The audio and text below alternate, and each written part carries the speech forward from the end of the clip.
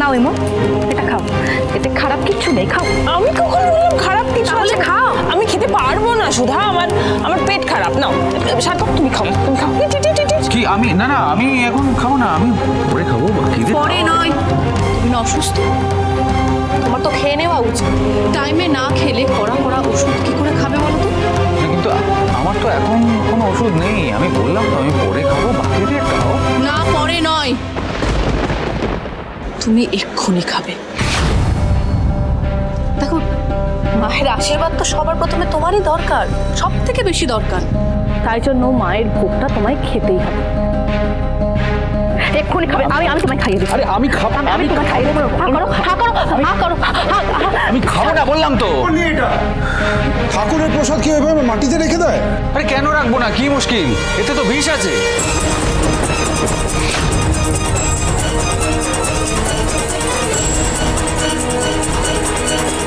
ভোগে আবার কে বিষ মেশাবে?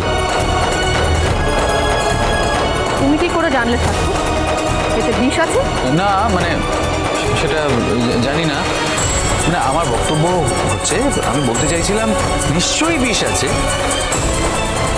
ওই তো কে একজন বললো প্রমিলার মাথায় মেরে নাকি কেউ একজন রান্নাঘরে ঢুকে গেছিল, তার উপরে শুধু তুমি আমাকে এটা জোর করে খাওয়াচ্ছ। হ্যাঁ মানে আমাকে খাওয়াচ্ছ, নিজের বাড়ির লোককে খাওয়াচ্ছ না, অথচ এতে ডেফিনেটলি বিষ আছে, তাই জন্যই তুমি আমাকে খাওয়াচ্ছ। তুমি তোমাকে মারতে চেষ্টা করছো। কে কাকে মারতে চেয়েছে সেটা আমি পরিষ্কার করে সবার সামনে এবার বলছি।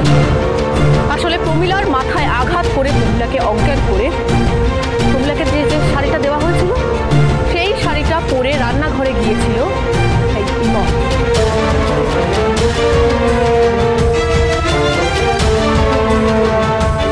সুযোগ বুঝে ইমন রান্নাঘরে ঢুকে ভোগের খিচুড়িতে কিছু একটা মেশায়। আর আমি যেই সন্দেহ করি, আমি দেখতে চাই ওর মুখে। আমি ওকে প্রায় ধরেই ফেলবো, ঠিক সেই সময় সার্থক বাইরে থেকে রান্নাঘরের আলোটা বন্ধ করে দেয়, আর তখনই ইমন পালিয়ে যায়। ওরা ভেবেছিল আমি কিছুই বুঝতে পারবো না, কিন্তু ধরাটা খুব সহজ ছিল।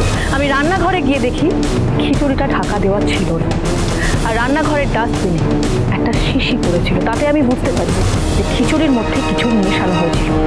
তাই ওই খিচুড়ির হাঁড়িটা আমি সরিয়ে রাখি, আর ঠাকুরকে ভোগ দেওয়ার জন্য অন্য একটা হাঁড়ির থেকে খিচুড়ি নিই, আর সেই হাঁড়ির থেকেই কুমারীদেরও ভোগ দিই, যেটা আমি আগের থেকেই সরিয়ে রেখেছিলাম।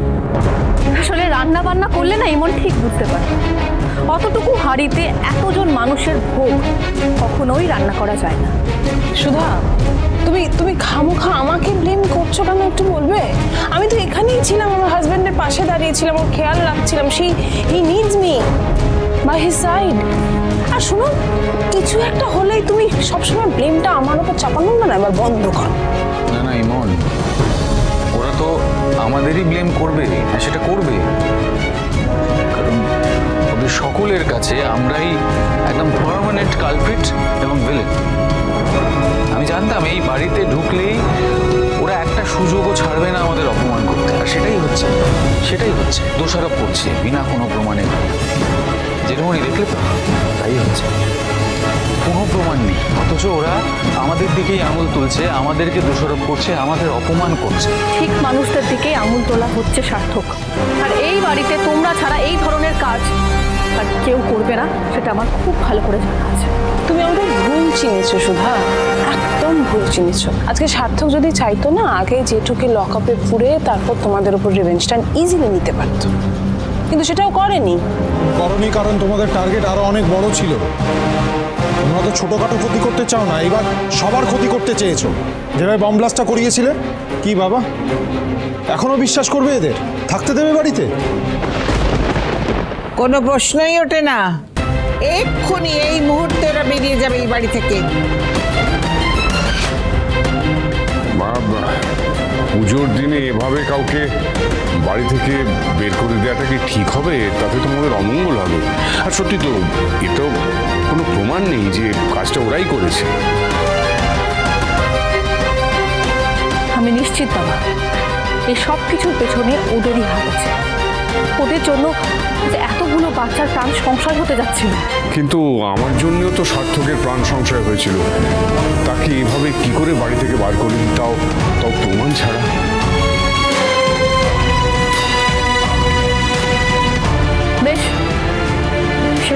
প্রমাণ করবই পাবো যে সব কিছু ওদের ষড়যন্ত্র।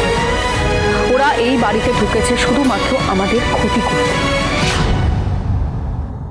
কিচ্ছু প্রমাণ করতে পারবে না তুমি সুধাময়ী। এই পুজোর মণ্ডপে দাঁড়িয়ে আমি প্রতিজ্ঞা করছি, এইবারের বিজয়া দশমীতে এমন খেলা সাজাবো যে মা দুর্গার সাথে গোটা বসু মল্লিক পরিবার বিসর্জন হবে। বিজয়া অবধি সময় নেই, তার মধ্যে যদি আমি ওদের মুখোশ না খুলেছি, অন্যায়ের বিনাশ যদি না করেছি, আমার নামও সুধাময়ী নয়।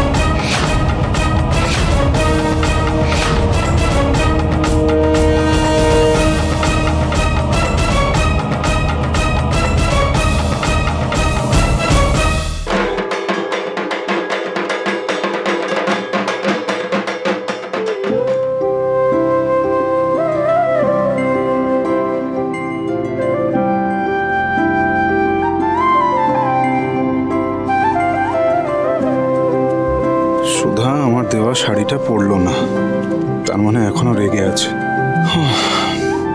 না, ওর অভিমান তো ভাঙিয়েই ছাড়বো আমি।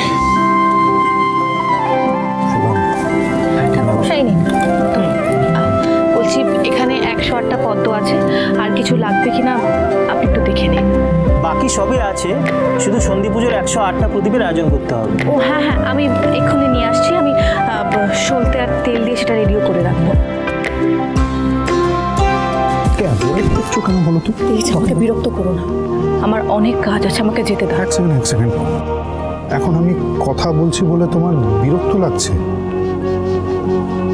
মানে তুমি একবারও ভাববে না যে এই যে তুমি যেরকম ব্যবহার করছো সেটাতে আমার কতটা খারাপ লাগছে? সেটা ভাববে না? তাই নাকি? আর আমার কিসে খারাপ লাগে সেটা তুমি কখনো ভেবে দেখেছো তেজ? তুমি বললো ভাবি না, কে বলেছে তোমায় বলো? মানে এমনি এতক্ষণ ধরে আমি তোমার মান ভাঙানোর চেষ্টা করছি। যার ওপর আমার কোনো অধিকার নেই তার ওপর আমার অভিমান হয় না তেজ। এটা বলতে পারলে তুমি? আমি তো পড়েও দেখিয়েছি, আমি তো শুধু বলেছি তেজ, এই যে নিজের যে ডিসিশনটা নিয়েছো তার আগে আমাকে বলার প্রয়োজন মনে করো। সবাইকে টেস্ট রিপোর্ট দেখিয়ে দিয়েছো, টেস্টটা করার আগে যে আমাকে বলবে তারও প্রয়োজন বোধ করো। আর এখন তুমি আমাকে কৈফিয়ত দিতে চাইছো, আর সেটা আমি শুনতে বাধ্য। কিন্তু কেন তেজ? সুধা, তুমি তো আমার দিককে বোঝানোর চান্সটা দাও। আমার দিক তেজ, আমি তোমাকে অনেক সুযোগ দিয়েছি, অনেক চান্স দিয়েছি, আর নয়, আমারও একটা ধৈর্যের সীমা আছে। আমি আর ধৈর্য ধরতে পারছি না, আমায় ক্ষমা করো তেজ। আমার বাবা বাবা, মামাম কি তোমার উপর রাগ করেছে?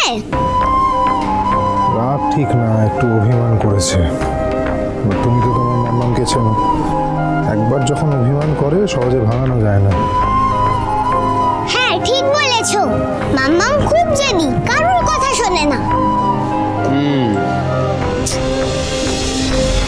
কি করা যায় বলো তো, যাতে তোমার মামা একটু কথা শোনে, একটু রাগটাও কমে? কি আইডিয়া আছে কোনো আমার মেয়ের কাছে? ওয়েট, ভাবছি। ভাবো। হ্যাঁ, একটা আইডিয়া পেয়েছি। কি আইডিয়া? এসো এসো, শোনো, মামামের জন্য তুমি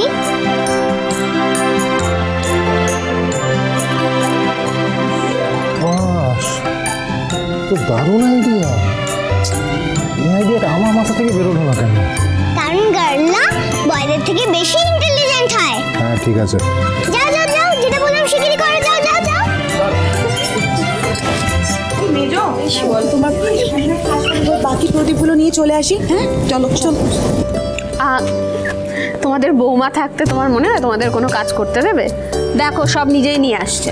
দেখি দেখি দেখি, মা সব কাজ করছিস, আমাদের বলতে পারতিস। এই তো সবাই মিলে প্রদীপ রেডি করতে হবে।